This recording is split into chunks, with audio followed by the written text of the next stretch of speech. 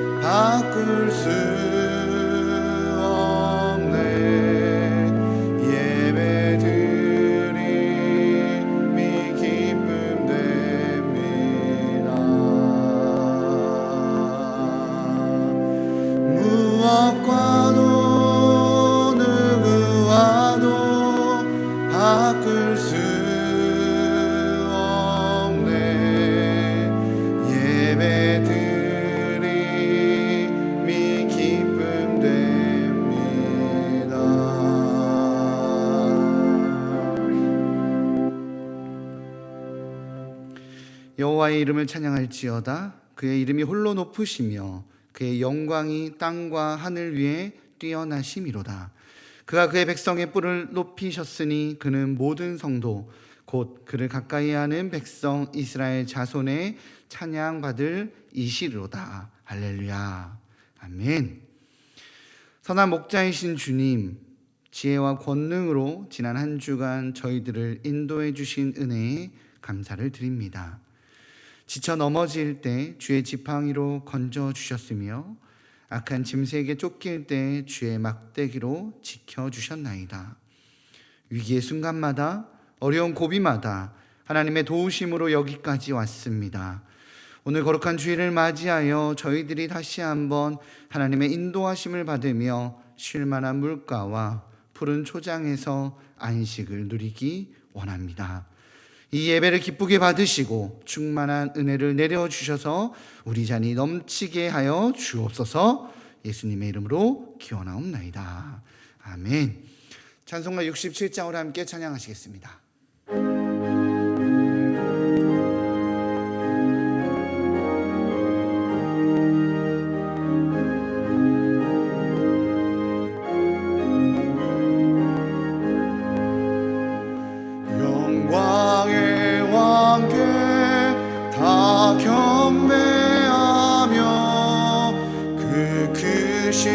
사랑을 찬송하라.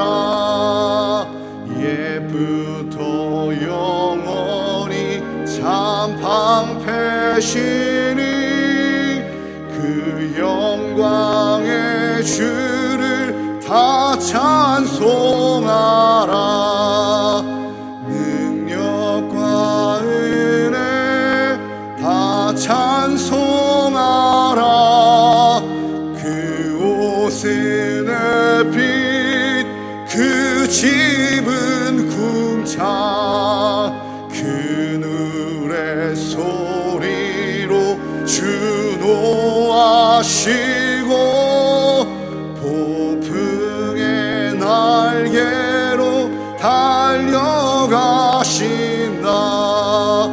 저 아름답고 놀라운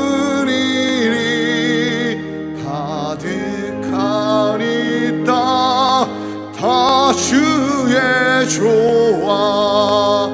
그 힘찬 명령에 더 잡히나니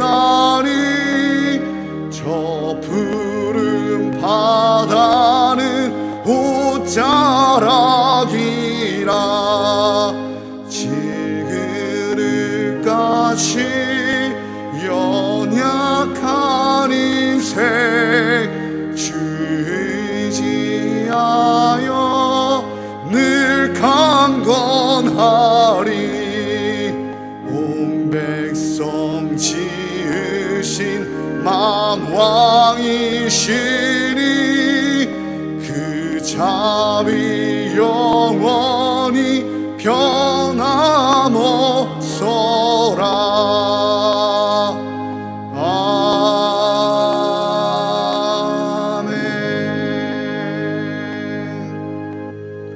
아멘. 자리에 앉으신 후에 성시 교독 함께 하시겠습니다. 성시 교독문은 요한복음 1장입니다. 주보 1면이나 화면을 참고해 주시기 바랍니다. 태초에 말씀이 계시니라. 이 말씀이 하나님과 함께 계셨으니 이 말씀은 곧 하나님이시라.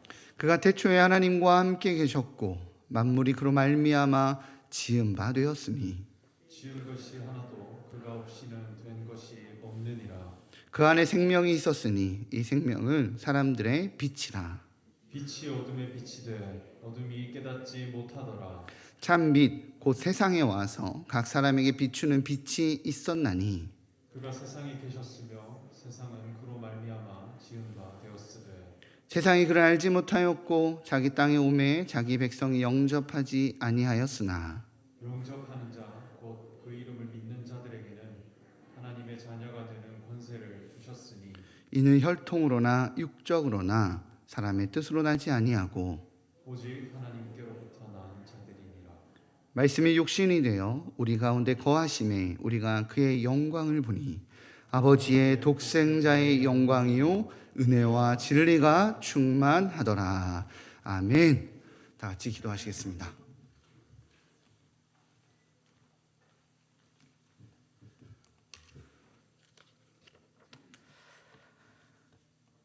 지난 한 주도 코로나19로 지친 일상 중에도 하나님께서 곁에서 함께해 주셨고 친히 불러주셔서 이 시간 은혜의 예배 자리에 나왔습니다.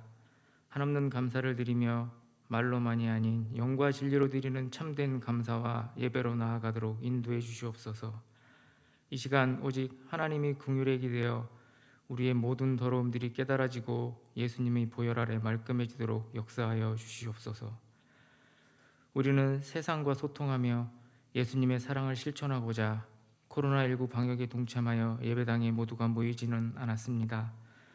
각자가 귀한 성전이기에 하나님과의 깊은 교제가 있다면 그 어디라도 하나님께서 기쁘게 받으시는 참된 예배의 자리라고 믿습니다. 하지만 과연 우리가 주님을 만난다는 설렘을 갖고 예배의 자리에 서 있는지 돌아보면 그렇지 못한 것 같습니다. 여행 가방을 싸며 쇼핑을 나서면서도 갖게 되는 설렘이 하나님을 만나는 자리에서는 그에 미치지 못합니다. 모르는 사이 그저 관성에 끌려 습관적이고 형식적으로 예배에 참여하는 모습이 되어 감격도 감동도 간절히 사모하는 마음도 주로 그저 하지 않으면 왠지 찜찜한 우상 앞에 서는 것과 별로 다르지 않은 예배는 아닌지 돌아보고 깊이 회개합니다.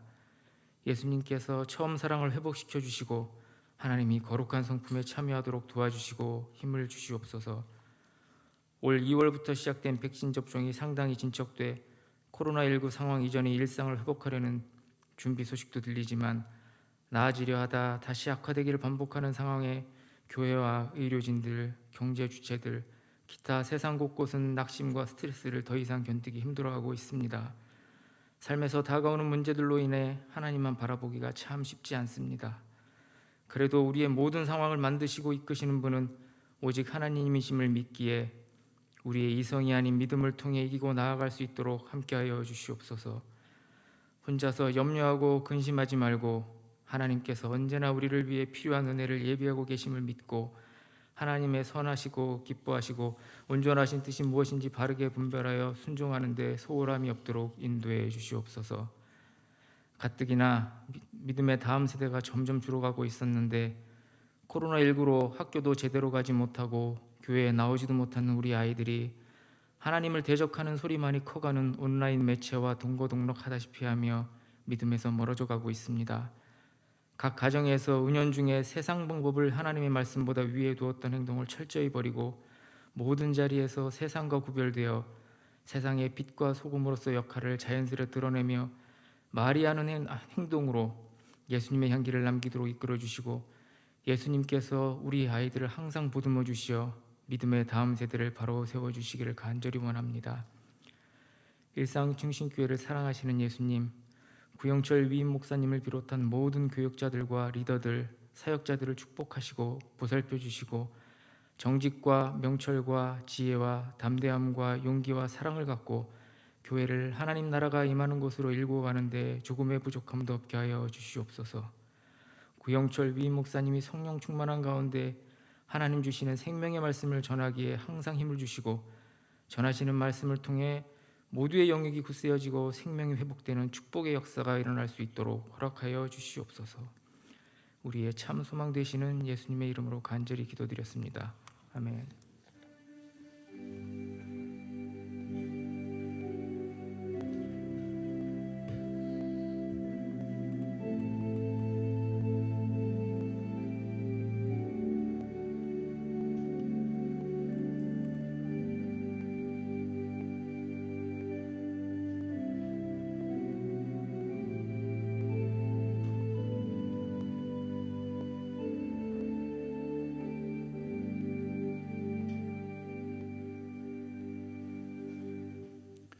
네, 우리 자리에 일어나셔서 마음과 정성을 다해 드린 예물을 봉헌하겠습니다.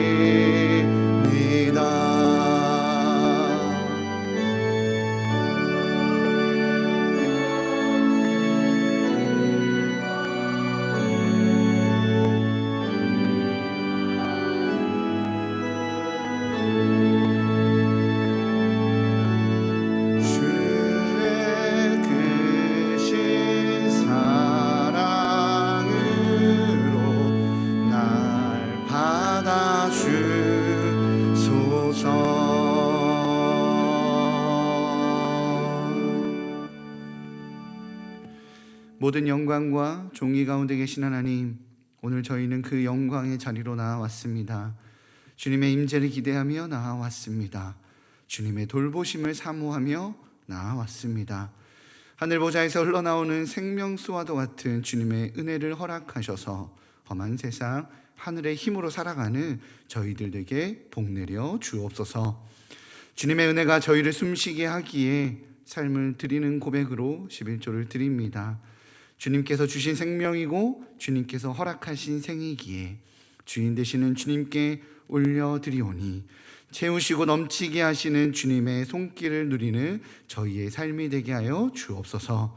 주님이 돌보는 삶은 기적이 상식이 되기에 모든 순간 감사할 수밖에 없음을 고백합니다. 감사 헌금으로 마음의 고백을 올려드리오니 감사가 넘치는 마음, 감사가 넘치는 상황, 감사가 넘치는 관계 되게 하여 주옵소서. 신앙이 무너지는 다음 세대를 보며 가슴 치는 주님의 마음을 알기에 지정헌금과 장학헌금으로 주님의 관심에 동참합니다.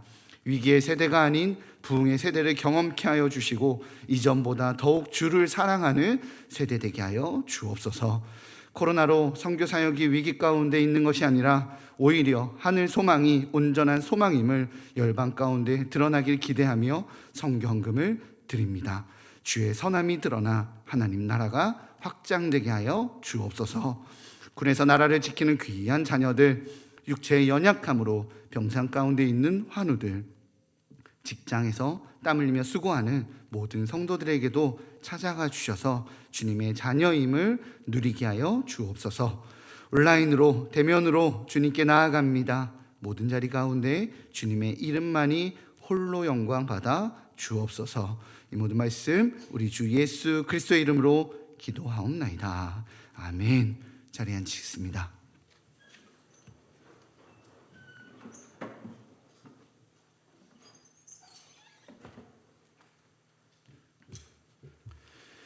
네, 나눔의 시간입니다. 우리 참 오랜만에 20%로 많은 성도님들이 모였습니다. 우리 서로 눈인사하며 얼굴 한번 마주 보실까요? 네, 건강하셨습니까? 네, 강건하셨죠? 네, 얼굴 뵈니 반갑습니다. 네, 눈인사로 마음을 나누도록 하겠습니다. 감사합니다. 교회 소식에 대해서 나누도록 하겠습니다. 홈페이지 주보란에 들어가셔서 주보 사면을 참고해 주시거나 아니면 PPT 화면을 참고해 주시기 바랍니다. 126 감사운동이 계속 진행되고 있습니다. 네, 잘 하고 계시죠? 추수감사 주일이 이제 약 한 2주 남았습니다. 그와 함께 코로나 거리두기 방침도 변경되는 시점입니다. 얼마 남지 않은 이 시간을 감사로 채워서 영육간의 건강한 모습을 잘 유지하시기 바랍니다. 정부의 방역 기준에 맞춰 1, 2부는 백신 접종을 완료하신 성도님들을 기본으로 본당 3, 4층의 좌석수의 20%로 운영됩니다. 백신 접종이 완료되지 않으신 성도님들은 예배 안내부의 안내에 따라 5층 로뎀나무나 지하 1층 믿음관을 사용하시기 바랍니다. 3부 예배는 접종 여부와 관계없이 참석하시며 예배는 좌석수의 10%로 운영됩니다. 2주간 시행되는 정책입니다. 조금 불편하시겠지만 서로의 안전과 은혜로운 예배를 위해서 우리 성도님들의 협조를 부탁드리겠습니다. 사회적 거리두기 4단계 상황에서 교회 학교는 부서별 상황에 따라 온라인과 제한적 대면 예배를 진행하고 있습니다. 자세한 내용은 주보를 참고해 주시기 바랍니다. 이번 주 큐티라 때는 서울 서북로의 참석으로 쉽니다. 서리집사 후보를 추천받습니다. 순장님들께서는 좀 주보를 확인하셔서 자격에 합당한 우리 성도님들을 대집파장에게 추천해 주시기 바랍니다. 날짜는 11월 7일까지고요. 교육 날짜는 우리 거리두기 발표 내용에 따라서 다시 안내해 드리도록 하겠습니다. 원활한 예배 안내를 위해서 백신 접종 현황을 현재 파악하고 있습니다. 홈페이지 팝업창을 통해서 기록을 남겨주시거나 문자 내용들이 발송되었을 겁니다. 발송된 링크를 통해 접종 진행 상태를 기재해 주시면 예배 좌석을 배치하는 데 참고하도록 하겠습니다. 당회원은 10월 26일 화요일 서울 서북로에 참석이 있습니다. 시간은 오전 9시 30분이며 장소는 일산 명성교회입니다. 네, 결혼 소식이 있습니다. 두 가정의 귀한 결혼 소식이 있습니다. 3대 집파 백형기 집사, 이영미 D 집사의 차남인 백민석 군이 김지혜 양과 10월 30일 토요일 오전 11시에 퍼시픽타워 20층 오펠리스 라비제홀에서 결혼식이 있습니다. 교회 출발은 9시 30분입니다. 동일하게 3대 집파의 정영신 집사의 차남인 황재성 군과 박세롬 양이 10월 30일 토요일 오전 11시 30분에 그랜드 컨벤션 센터 3층 그랜드 홀에서 결혼식이 있습니다. 교회 출발은 10시입니다. 새로운 출발을 하는 이 가정들을 축복해 주시고 응원해 주시기 바랍니다. 또한 차량 배치의 좀 원활한 운영을 위해서 우리 교회 차를 이용하시는 분들은 김성희 목사, 저나 아니면 혼주분들에게 사전에 참석 의사를 밝혀주시면 차량을 준비하는 데 큰 도움이 될 것 같습니다. 새가족 등록 신청을 받습니다. 어려운 이때에 교회에 등록하셔서 우리 성도님들과 함께 행복한 신앙생활 하시기 바랍니다. 등록은 예배 후 2층 나눔의 방에서 해주시기 바랍니다. 네, 오늘 하나님께서 우리에게 허락하신 말씀은 출애굽기 40장 35절에서 38절까지입니다. 구약성경 146면에 있습니다. 출애굽기 40장 35절에서 38절까지입니다. 구약성경 146면에 있습니다. 봉독하도록 하겠습니다. 모세가 회막에 들어갈 수 없었으니 이는 구름이 회막 위에 덮이고 여호와의 영광이 성막에 충만함이었으며 구름이 성막 위에서 떠오를 때에는 이스라엘 자손이 그 모든 행진하는 길에 앞으로 나아갔고 구름이 떠오르지 않을 때에는 떠오르는 날까지 나아가지 아니하였으며 낮에는 여호와의 구름이 성막 위에 있고 밤에는 불이 그 구름 가운데 있음을 이스라엘의 온 족속이 그 모든 행진하는 길에서 그들의 눈으로 보았더라. 아멘. 이 시간 시온 찬양대의 찬양이 있겠습니다.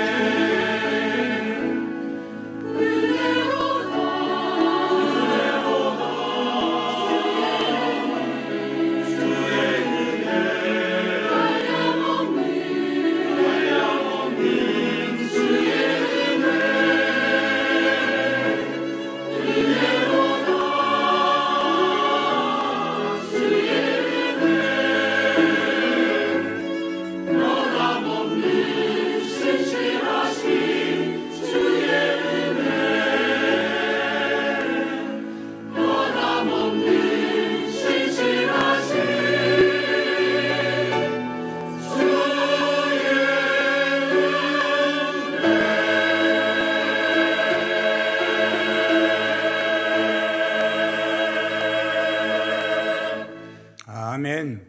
오늘 우리가 하나님 앞에 예배할 수 있는 것 주의 크신 은혜입니다. 아멘. 감사합니다 하는 마음을 가지고 우리 한번 박수하겠습니다. 하나님 감사합니다. 예. 지난주에 우리가 범죄한 민족을 살리는 기도라는 제목으로 출애굽기 33장을 함께 나누었습니다. 그런데 이스라엘이 범한 죄악 가운데 가장 하나님을 분노케 했던 죄악이 뭡니까? 그것이 모세가 시내산에 올라간 사이에 백성들과 함께 아론이 금송아지를 만들어서 이것이 우리를 애굽에서 인도해낸 신이라 하며 경배하는 그런 죄악이었지요.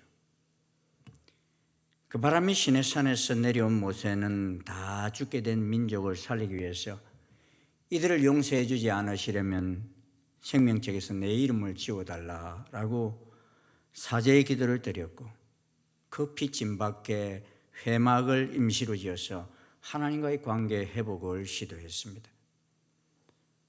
그때 하나님께서는 이러한 모세의 기도에 반응하시며 가나안으로 함께 가지 않겠다고 하셨던 뜻을 돌이켜서 내가 친히 가리라 하시며 이스라엘과 함께 다시 동행키로 결정하셨습니다.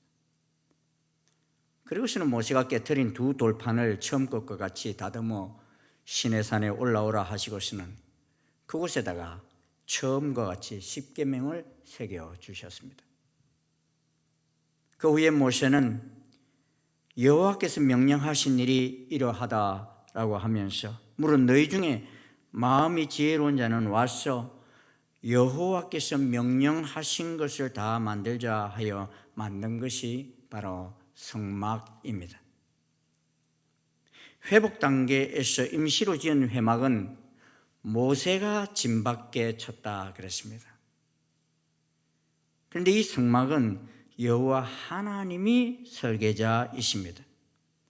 그래서 이 성막이 지어지는 데 있어서 몇 가지 중요한 특징이 있습니다. 첫째는 여호와의 명령대로 지어졌습니다. 사실 이스라엘 백성들이 시내산 밑에서 금송아지를 만들 때에는 하나님께 묻고 만든 것이 아닙니다. 여호와의 명령을 따라 만든 것도 아닙니다. 그들이 아론에게 우격다짐하여 그들 스스로가 만들어낸 우상입니다. 우상의 특징이 뭐냐? 사람들이 만들어낸 것이라는 점이지요. 소년 아브라함이 갈대아 우르에 있을 때의 이야기가 유대인들의 구전인 그 미드라시라는 책에 실려 있어요. 그 책에 보면은 아브라함의 아버지 데라가 우상 만들어 파는 장사였어요. 우산이 아니고 우상 만들어 파는 장사인데 그 당시 사람들이 이 우상을 많이 섬기고 살고 있었기에 아브라함의 아버지 데라는 이 우상을 만들어 파느라 몹시 바쁜 사람이었어요. 그래서 아브라함 할아버지 나홀이 기르다시피 하였어요. 그런데 나홀의 집에도 늘 우상이 가득 차 있었습니다. 나홀은 아브라함에게 이런 신들에게 절하여라, 그들은 능력이 있단다라고 말합니다. 그러면 아브라함은 아니 말도 못하고 움직이지도 못하는데 얼마나 능력이 있나요? 하고 반문을 했어요. 나홀은 또 아브라함에게 특히 니므롯 왕은 신이다, 그는 이 모든 것보다 능력이 있단다 하자 아브라함은 사람이 어떻게 신이 될 수 있나요? 하고 또 할아버지께 묻습니다. 할아버지와 아버지 그 누구도 이 아브라함의 질문에 시원한 답을 주지 못하였습니다. 누가 세상을 창조하였나? 누가 사람을 만들었나? 아브라함은 끊임없이 질문이 떠올랐어요. 그래도 어느 날 아버지 데라가 아브라함에게 우상을 한 자루 주면서 이거 시장에 가서 팔고 오라 그랬어요. 그때 아브라함은 망치를 가지고 같이 시장을 갔어요. 그리고 어떤 사람이 딱 우상을 고르려고 하면은 그 우상을 망치로 탁 쳐보는 거예요. 그럼 탁 깨져버리거든요. 깨져버리면 사람들이 아니 이게 깨지는 아주 약한 우상이잖아, 그러면서 그걸 안 사는 거예요.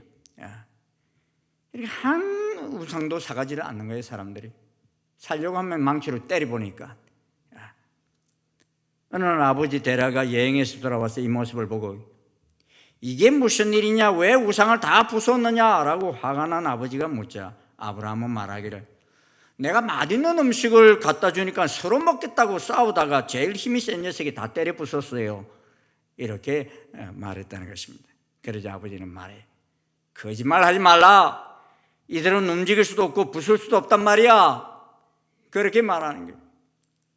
아브라함은 그때 아버지 그런 우상을 왜 섬깁니까? 이들이 아버지가 위험할 때 도와줍니까? 아버지가 기도하면 들어줍니까? 아버지는 지금 천지를 창조하신 하나님을 섬기지 않고 계셔요. 그래서 하나님이 홍수를 주신 것인데 왜 또 하나님을 화나게 하시려고 그러십니까? 아들 아브라함이 아버지에게 그렇게 이야기했다는 기록이 이 유대인 조상들이 만들어내어 자식들에게 들려주는 왜 아브라함이 믿음의 조상이 되었는지를 상상하며 만든 이야기 속에 기록되어 있습니다. 창세기, 출애굽기, 레위기, 민수기, 신명기, 이를 우리는 모세오경이라 이렇게 말합니다. 그런데 이 5권의 책을 대단히 중요하게 여기는 것은 성경의 시작이 담겨져 있을 뿐만 아니라 하나님이 사람에게 원하시는 마음이 담겨져 있습니다. 그러기에 이 성경 66권 가운데서도 이 모세오경은 우리 세상의 법으로 말하면 헌법, 모법이나 마찬가지입니다. 그래서 유대인들은 지금도 13살에 성인식을 하는데 이 성인식을 하기 전까지 하는 중요한 일 중에 하나는 이 모세오경을 거의 다 외다시피 하게 한다는 것입니다. 그런데 다른 성경에는 별로 나오지 않지만 이 모세오경에서 유독 많이 나오는 단어가 있어요. 여러분 아셔요? 그 단어? 모세오경에 유독 많이 나오는 단어. 그 단어가 무슨 단어인가 하면 명령이라는 단어입니다. 이 명령이라는 단어가 출애굽기만 해도 70번 나오고요, 민수기에도 70번, 신명기에는 99번이나 나와요. 이 외의 책들은 50번이 넘는 경우가 거의 없습니다. 다른 책들은. 그리고 신약의 성경 책들, 마태마가 이런 책들은요 10번도 안 나와요. 1번, 2번 다 이 정도 명령이라는 단어밖에 안 나오는데 이 모세오경에 나오는 책들은 명령이라는 단어가 이렇게 많이 나옵니다. 이런 데는 그 이유가 있습니다. 우상을 섬기는 사람들이나 자기가 주인 노릇하면서 사는 사람은 누구의 명령을 따라 살 필요가 없습니다. 자기 소견에 옳은 대로 삽니다. 그런데 이는 창조주의 창조 목적을 따라 사는 것이 아닙니다. 우리 인생들은 다 하나님에 의해서 창조됐고 또 창조 목적이 있습니다. 그렇게 지으시니 뜻과 그 목적을 따라 사는 것이 필요합니다. 자동차 하나도 휘발유로 달리는 차가 있는가 하면 경유로 달리는 차가 있습니다. 그런데 휘발유로 달리는 차에다 경유를 넣으면 어떻게 될까요? 그 차는 얼마 가지 못해서 다 망가져버리고 맙니다. 이는 설계대로 하지 않았기 때문이에요. 그래서 기름을 넣을 때도 주유소에서는 휘발유인지 경유인지 선택해달라고 하고 또 주유하는 입구에다가 경고문까지 붙여놓은 경우도 있습니다. 휘발유에는 절대로 넣지 말라. 이렇게. 마찬가지로 성막을 짓는 데 있어서도 절대적으로 지켜져야 할 것이 있는데 그것은 하나님의 명령대로 짓는 것이었습니다. 그래서 하나님께서는 시내산에 올라온 모세에게 성막의 설계도를 주셨습니다. 그리고 지어야 할 지혜로운 사람들과 물품도 지정해 주셨습니다. 여호와께서 자원하여 드리는 예물을 받아 지어라 하셨습니다. 이렇게 명령하신 이유가 무엇입니까? 그 유는 인간을 창조하신 분이 우리를 가장 잘 아시는 분이기 때문입니다. 그리고 우리가 가장 복을 누리며 살 수 있는 길이 어떤 길인지 아시기에 그렇게 말씀하시는 것입니다. 가끔 우리는 내 마음대로 사는 것이 복인 줄로 압니다. 그런데 내 마음대로 사는 것이 복이 아니라 하나님의 명령대로 사는 것이 복입니다. 물고기가 육지에서 살고 싶다고 해서 사라집니까? 그렇게 사는 것이 복이겠습니까? 사람이 망하는 이유를 보면요, 하나님의 명령을 어기는 데서부터 불행은 시작됩니다.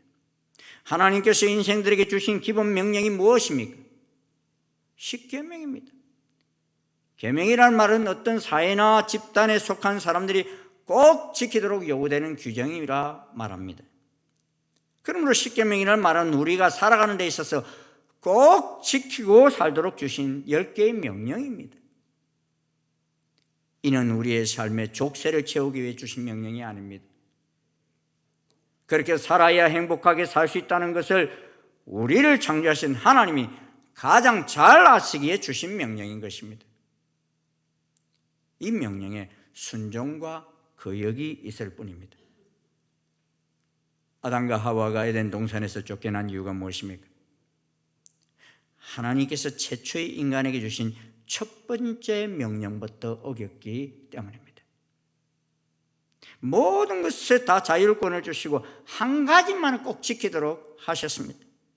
모든 나무 실과는 먹을 수 있을 때 선악과만큼은 먹지 말라 하셨는데 아담과 하와는 그것까지도 먹고 하나님처럼 되려 하였기에 쫓겨난 것입니다.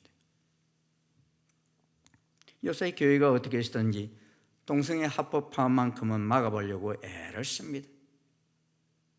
유인적선 하나님께서 가장 싫어하는 죄악이기 때문입니다. 만약에 그것이 좋은 법이라고 한다면 대한민국의 모든 가정이 다 그렇게 되어도 좋은 법이어야 할 것입니다. 그런데 동성애 관계에서 생육하고 번성하여 땅에 충만하라는 하나님 명령이 지켜집니까? 이는 하나님의 첫 명령부터 어기는 죄악입니다. 하나님께서는 이렇게 명령을 안 지키는 자들이 세상에 충만할 때 노아의 홍수와 같은 징계도 내리시면서 새롭게 선택한 백성을 통해서 다시 하나님 명령을 따르는 나라를 만드시고자 하였습니다. 그렇게 선택된 백성이 아브라함을 조상으로 여기는 이스라엘입니다. 그런데 이 이스라엘 백성들이 출애굽하면서 금송아지를 만들어 하나님이라고 섬길 때 나는 더 이상 너희와 함께하지 않겠다는 반응을 하셨습니다. 사실 하나님이 함께하지 않는 것도 큰 우리 인생의 징벌입니다.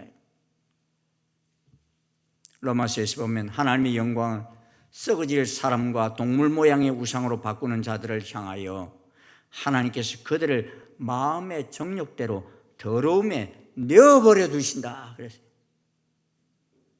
관여하지 않겠다. 너 해봐라 이거예요. 그리고 그들의 그릇 때문에 상당한 보응을 그들 자신이 받게 하신다 그랬습니다. 우리가 하나님 명령을 지키는 복이 무엇입니까? 민수기 14장 41절을 보면 모세가 백성들에게 말씀합니다. 모세가 이르되 너희가 어째 이제 여호와의 명령을 범하느냐? 이 일이 형통하지 못하리라 하였습니다. 이 말씀은 이스라엘 12정탐꾼을 가나안에 보낸 후에 돌아와서 10정탐꾼은 아주 악평을 하면서 백성들을 두려움에 빠지게 하고 하나님 백성들이 하나님을 원망하게 할 때 하신 말씀입니다. 그들이 원망하며 악평할 때 하나님은 그들에게 이렇게 말씀합니다. 내 삶을 두고 맹세하노라. 너희 말이 내 귀에 들린 대로 내가 너희에게 행하리라. 내가 맹세하여 너희에게 살게 하리라 한 땅에 결단코 들어가지 못하리라. 여호와 하나님께서는 이 말씀을 하시자 이스라엘 백성들은 그때서야 크게 슬퍼하면서 아침에 일찍이 일어나서 이제 너희들이 결단코 들어가지 못하겠다 하는 그 산꼭대기로 막 이제 그 다음에 막 올라가기 시작해요. 우리가 여호와께서 허락하신 곳으로 올라가려니 우리가 범죄하였나이다 하고 올라가려고 합니다. 이때 모세가 한 말이 너희가 어찌하여 이제 여호와의 명령을 범하느냐? 이 일이 형통하지 못하리라는 말씀입니다. 내가 너희에게 주었으니 올라가라 할 때는 안 올라가겠다고 하고 이제는 올라가지 말라 하는데 기어코 또 그들이 산꼭대기로 올라간다는 것입니다. 올라가서 어떻게 됐어요? 가나안인들에게 쫓겨서 다시 쫓겨내려왔어요. 완전히 청개구리 영성을 가진 것이. 하나님께서 처음 금송아지 우상을 섬기다가 돌이켰을 때에는 용서하시고 그들과 다시 함께 동행하셨습니다. 하지만 가데스 바네아에서 다시 하나님 명령을 거역하고 원망하였을 때에는 긍정적인 믿음을 가지고 하나님 명령을 따라 올라가고자 한 요사와 갈렙 외에는 20세 이상 남녀 그 누구도 약속의 땅 가나안을 밟지 못하게 하셨습니다. 이유는 간단합니다. 하나님의 명령을 없이 여겼기 때문입니다. 사랑하는 성도 여러분, 우리 인생들에게 있어서 가장 큰 축복이 무엇이겠습니까? 그것은 하나님의 영광이 우리 가운데 임하는 것입니다. 하나님께서 우리와 함께 하시는 것입니다. 여러분 보십시오. 야곱의 아들 요셉이 형들에 의해서 보디발 장군의 집에 종으로 팔려가잖아요, 애굽에. 그런데 성경은 뭐라고 말하는가 하면요, 여호와께서 요셉과 함께 하심으로 그가 형통한 자가 되어 그가 주인 애굽 사람의 집에 있으니 그의 주인이 여호와께서 그와 함께 하심을 보며 또 여호와께서 그의 범사에 형통하게 하심을 보았더라 그랬습니다. 여호와께서 함께 하셨다는 말씀이 2번 언급되면서 형통이라는 말이 3번이나 언급되고 있습니다. 우리 가정, 우리 공동체 여호와께서 함께 하십니까? 동행하십니까? 가장 중요한 것은 우리가 여호와의 명령에 따르고 있느냐를 돌아봐야 할 것입니다. 아무리 공동체가 크고 사람이 많이 모여도 여호와의 명령을 따르지 아니하면 그 공동체 속에 하나님이 함께 하실 수 없기 때문입니다. 그러므로 여호와 하나님께서 함께 하시는 공동체가 되는 데 있어서의 2번째 특징이 있습니다. 그것이 무엇입니까? 여호와의 말씀대로 거룩하였습니다. 여러분 출애굽기 39장 40장을 읽어보시면요, 가장 반복해서 나오는 문장이 있어요. 계속 거의 한 절에 한 번 정도 나오는 문장이 있는데 그 문장이 무엇인가 하면 여호와께서 모세에게 명령하신 대로 하였더라. 우리 한번 이렇게 따라해 볼까요? 여호와께서 나에게 명령하신 대로 하였더라. 이런 것이 성경에 기록되면 좋겠어요. 여호와께서 영철에게 명령하신 대로 행하였더라. 그런데 여러분, 이 39장 40장에는 계속 그 말씀이 나오는데 40장에 보면요, 또 한 단어가 7번이나 반복되는 단어가 있어요. 그 단어가 무엇이냐면 거룩이라는 단어입니다. 거룩.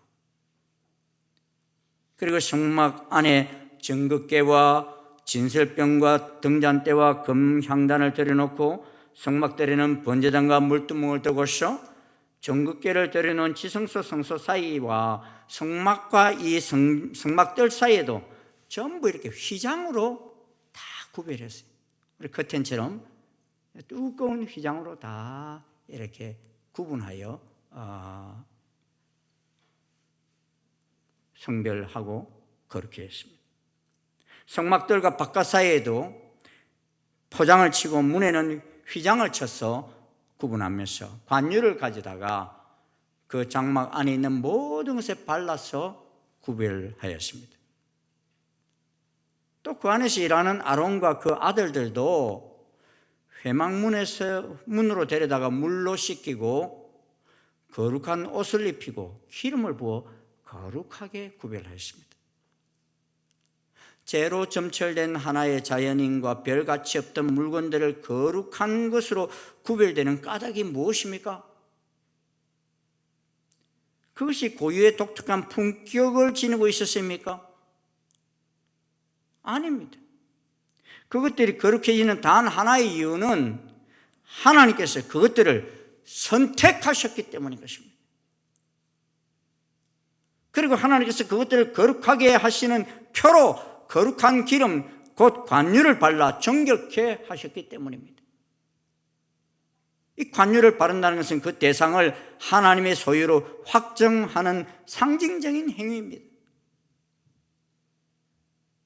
그러기에 본문은 하나님을 위하여 사용되는 기구와 사람들에게 관유를 부으라는 명령과 직접 붙는 내용으로 이 40장이 엮어져 있습니다.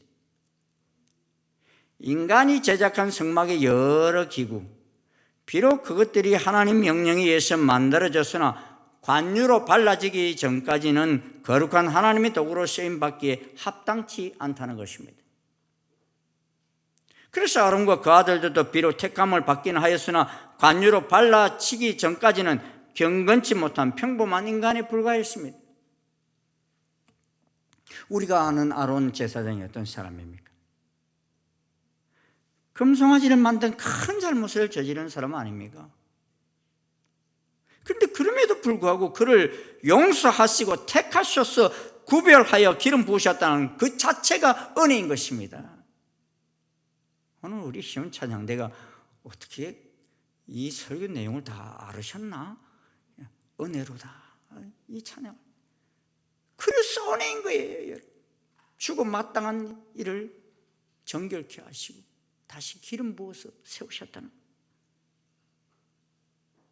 그것처럼 성막을 지을 때 사용되었던 물건들도 이전에는 백성들이 가지고 있던 것들이고 또 그들이 사용하였던 것들입니다.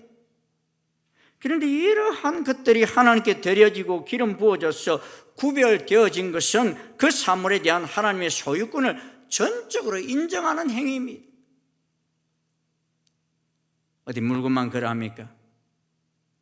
우리의 전인격에도 관유가 부어진 자임을 우리는 알아야 합니다. 여러분, 우리가 다 그리스도인입니까? 대답해 보세요. 우리 그리스도인입니까? 그리스도라는 말의 의미가 뭔 줄 아십니까?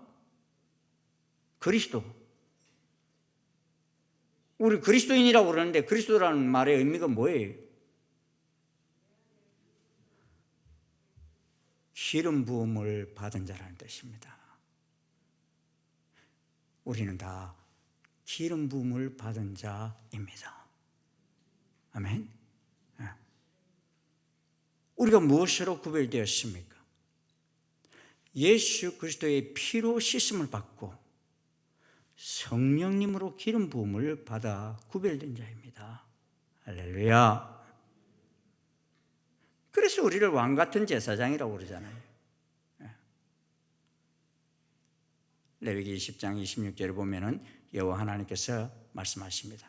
우리 한번 같이 읽겠습니다. 시작. 너희는 나에게 거룩할지어다. 이는 나 여호와가 거룩하고 내가 또 너희를 나의 소유로 삼으려고 너희를 만민 중에서 구별하였음이니라.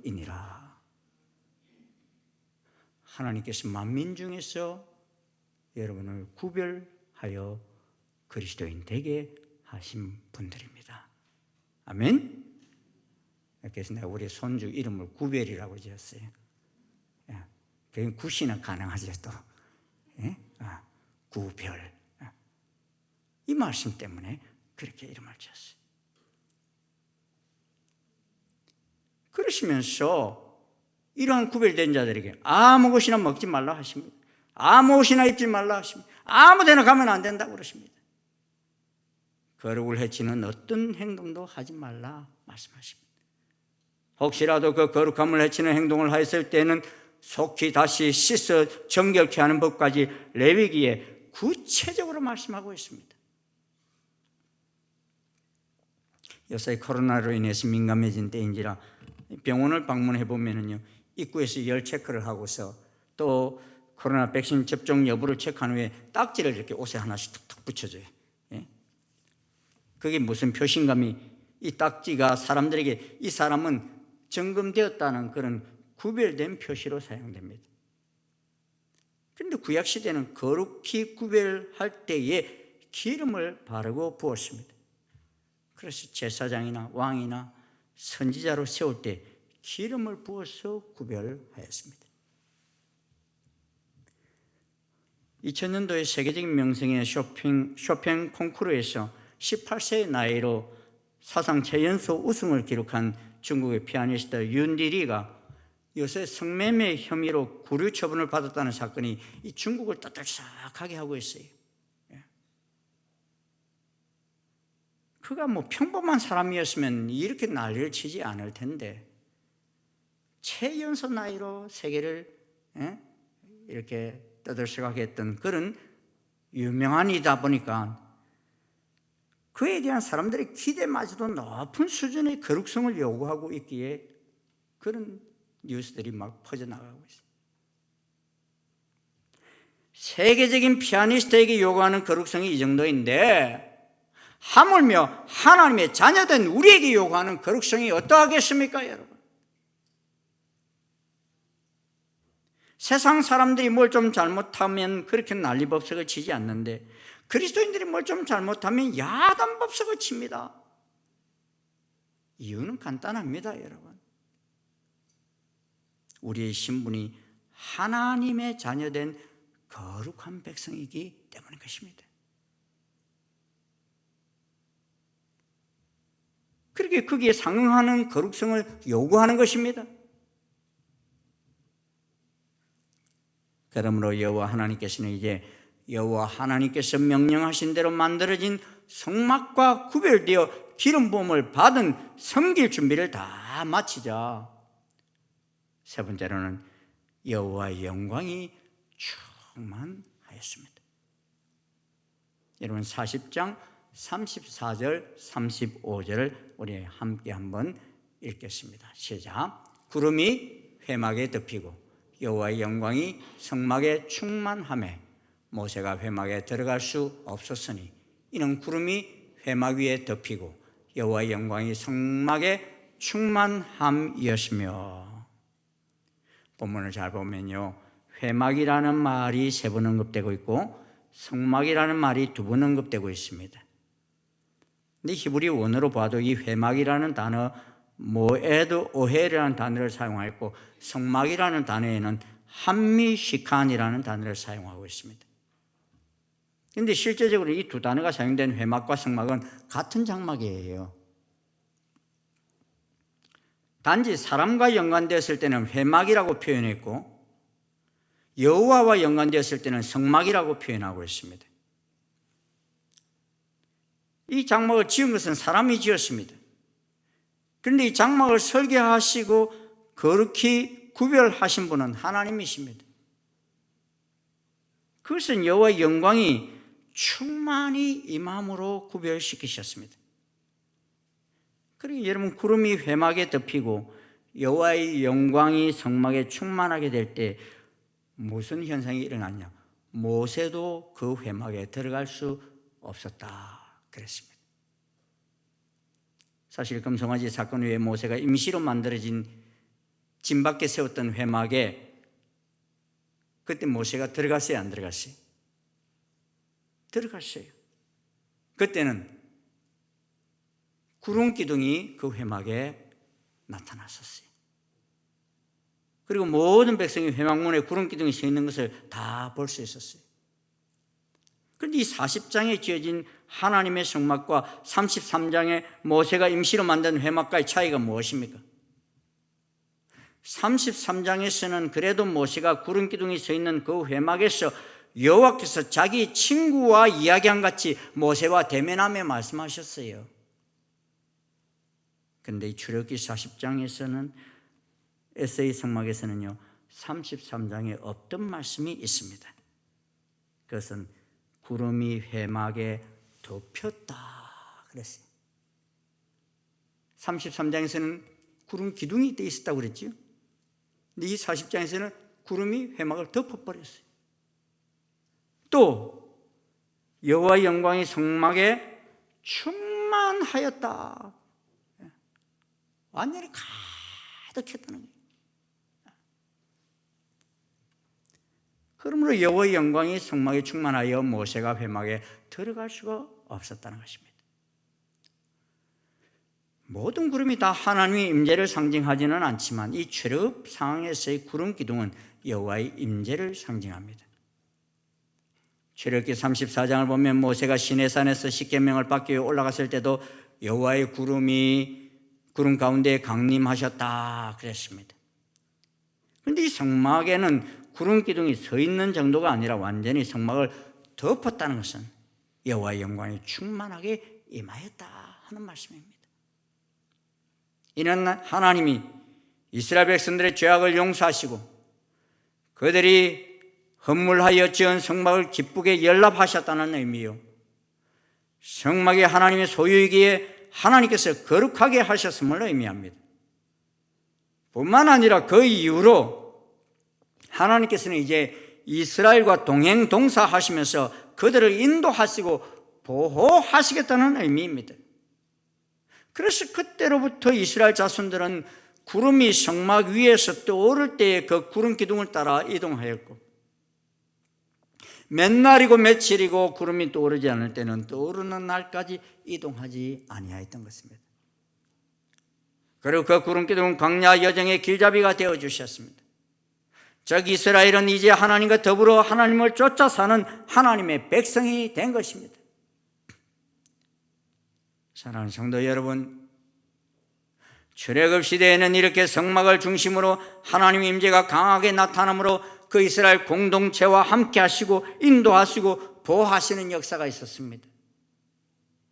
그 하나님께서 그때로부터 1500년 뒤에는 구름이 아니라 육신을 입고 우리 가운데 거하심으로 우리가 하나님의 영광을 예수님을 통하여 보게 되었고, 은혜와 진리가 충만하신 예수님을 사람의 눈으로 보게 된 것입니다. 그런데 이 일은 이스라엘 땅에 있는 2000년 전의 사람들이 많이 경험할 수 있는 일이기에 예수님께서는 성천하시면서 뭐 타고 올라가셨죠? 구름 타고 올라가셨죠. 구름 타고 올라가시면서 이제 예수님을 주로 믿고 따르는 세상 모든 족속에게 성령님을 기름 붓듯이 부어 주셨던 것입니다. 할렐루야. 그리고 제자들에게 뭐라고 했어요? 이는 세상 끝날까지 하나님이 우리와 함께 하신다 그랬습니다. 그래서 이제 그 성령님이 성전인 우리 안에 와 계시는 것입니다. 이를 우리는 임마누엘의 은총이라 합니다. 이 놀라운 하나님의 임재를 볼 때 하나님께서는 자기 형상대로 지은 우리 가운데 얼마나 가까이 오시고자 하시는지를 느낄 수 있는 것입니다.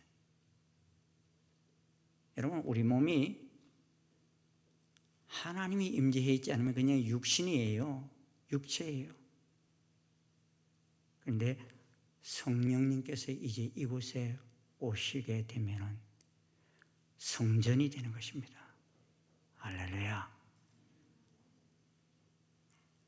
하지만 그럼에도 우리는 하나님의 임재와 충만함을 느끼지 못할 때가 많습니다. 그것은 하나님이 안 오셔서가 아닙니다. 하나님이 오실 수 있도록 우리가 하나님 명령대로 살고 있지 못하기 때문입니다. 그러게 만약에 하나님 명령대로 살지 못하는 죄악들이 있다면 철저히 예수님의 보혈로 씻고 성령님의 기름 부으심으로 우리를 거룩히 구별하여야 할 것입니다. 그때에 우리 속에 하나님의 영광이 충만히 임하게 될 것입니다. 우리가 가는 곳마다, 숨 쉬는 곳마다 우리를 통하여 하나님의 영광이 온 세상 속에 나타나게 될 것입니다. 우리가 지금 난리 소문 속에 날마다 살아갑니다. 그런데 하나님의 영광은 평온할 때보다도 사실 거칠은 광야 속에서 더 잘 드러납니다. 유라굴라라는 바다의 풍랑이 몰아칠 때 하나님의 사람 바울을 통하여 하나님의 영광이 불신자들 속에 임하였죠. 온 배에 임하였어요. 나사로가 죽은 지 나흘이나 되는 때 하나님의 영광이 온 동네 사람들 속에 나타났어요. 여러분, 이스라엘의 성전이 지어져 있을 때보다도 이 영광이 언제 더 강하게 나타났냐? 광야 속에서 더 강하게 나타났습니다. 우리의 가정, 우리의 공동체 속에도 하나님의 명령을 따라 지어져가는 거룩한 공동체가 되어갈 때 우리들 속에서 우리들이 밟는 곳마다 하나님의 영광이 충만히 일어나는 역사가 있게 될 것입니다. 여러분, 그러기를 원하십니까? 이 놀라운 은총과 충만이 우리 가운데 넘쳐나는 복된 주의 자녀들 되시기를 축원합니다. 기도하시겠습니다. 하나님, 감사합니다. 죄 가운데서 멸망당할 수밖에 없는 저희들이었지만 주님은 아론을 용서하시듯이 용서하시고 은혜를 베푸셨어. 그의 죄를 정결케 하시고 거룩히 기름 부으셨어. 그들을 통하여 하나님 명령하신 성전을 짓게 하시고 또 그 가운데 충만히 임재하셔서 이스라엘 백성들을 다시 참으로 가나안 땅까지 이끌어 가신 그 놀라운 은총을 보았습니다. 그 하나님께서 이제는 우리들 가운데 오셔서 우리 몸을 성전으로 삼으시고 이곳에 임하시며 하나님의 거룩한 백성으로 구별하여 주시어 오늘 이 세상 속에서도 하나님의 영광이 저희들을 통하여 드러나게 하심을 감사합니다. 오 하나님, 저희들을 새롭게 하여 주시옵소서. 저희들이 험한 세상을 살아가는 데 있어서 세상의 유혹을 따라 살지 말게 도와주시옵시고 하나님의 명령을 따라 사는 거룩한 백성이 되게 도와주시옵소서. 그래서 저희들 이 시대 속에, 이 혼란한 세대 속에 하나님의 임재가 넘쳐나는 것을 온 세상 사람들이 저희들을 통하여 보게 인도해 주시옵소서. 예수님 이름으로 기도드리옵나이다. 아멘. 자리에서 일어나셔서 찬송가 331장 찬송 함께 부르시겠습니다.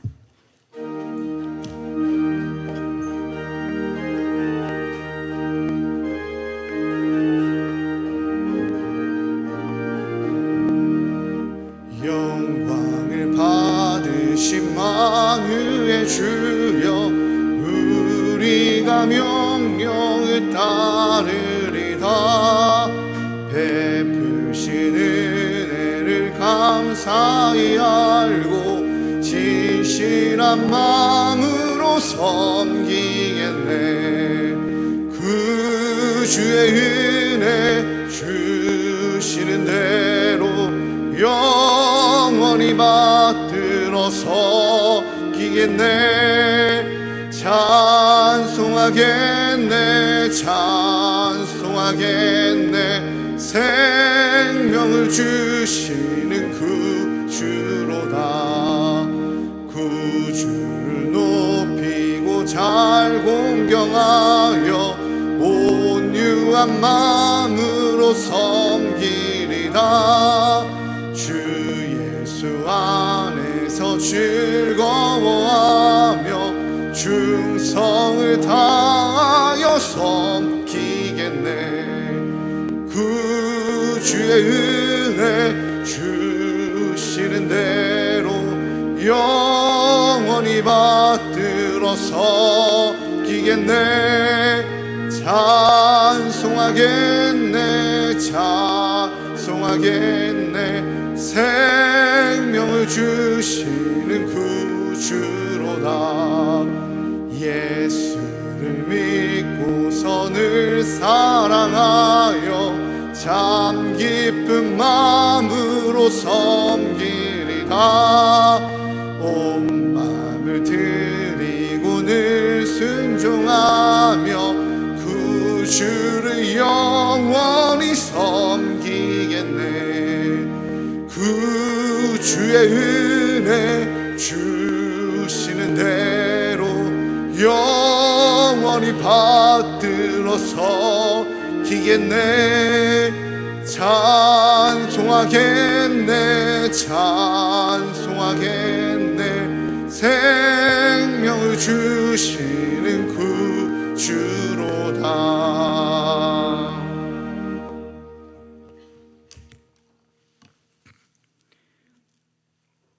예수 그리스도의 은혜와 하나님 아버지의 지극하신 사랑과 성령님의 교통, 역사, 인도하심이 하나님의 명령을 잘 마음에 새기고 실천함으로 거룩히 기름 부어 구별됨으로 말미암아 우리들을 통하여 하나님의 영광이 나타나기를 간절히 소원하고 나아가는 아버지 모든 주의 자녀들 머리 위에, 그 밟는 땅 위에, 그 가정 위에 지금부터 영원토록 함께 하옵시기를 간절히 축원하옵나이다.